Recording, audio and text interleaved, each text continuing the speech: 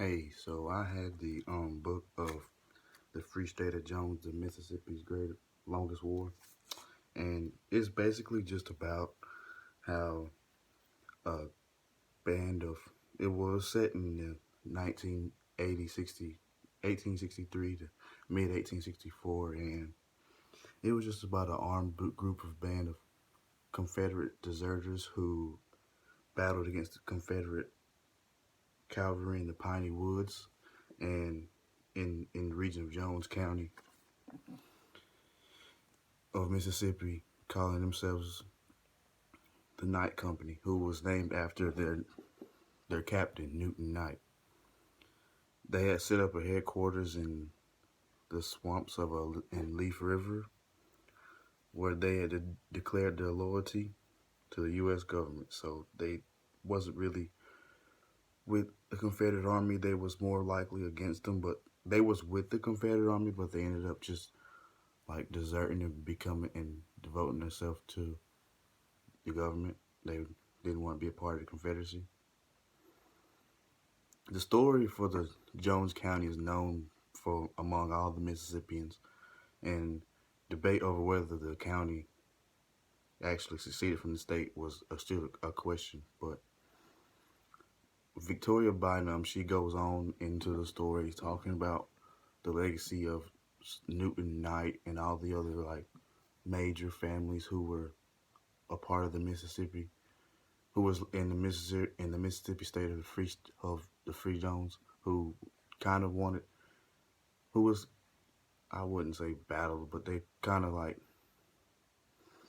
argued over like whether the state was going to be for like slaves or was it going to be a free state and there was going to grow more of crops or be mainly a slave state, which ended driving the state to deciding on the people to deciding on becoming a free state instead of a slave state, because the slave economy was not going to work for them apparently, and it was just causing a lot of problems.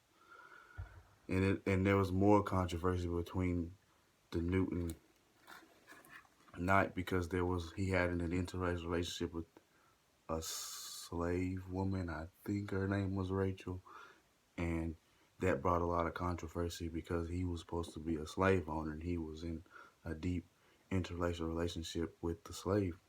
At this time in 1863 to mid 1864, this was kind of frowned upon from the whites as of other white slave owners who thought that this was a bad thing and it wasn't a right thing to do.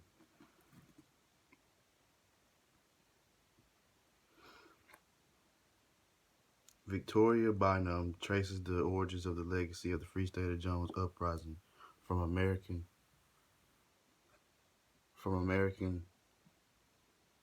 Revolution to the modern day civil rights movement. So this has been the Free State of Jones happened. It took like up to a year for just the state itself to get over its own civil war, which is kind of a big thing.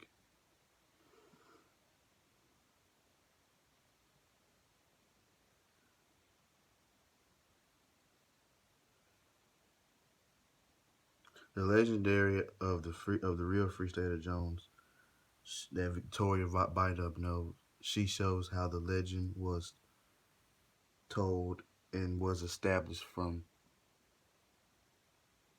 slavery to segregation to the racial, gender, and class politics of the periods, and the counting nature of history and memories.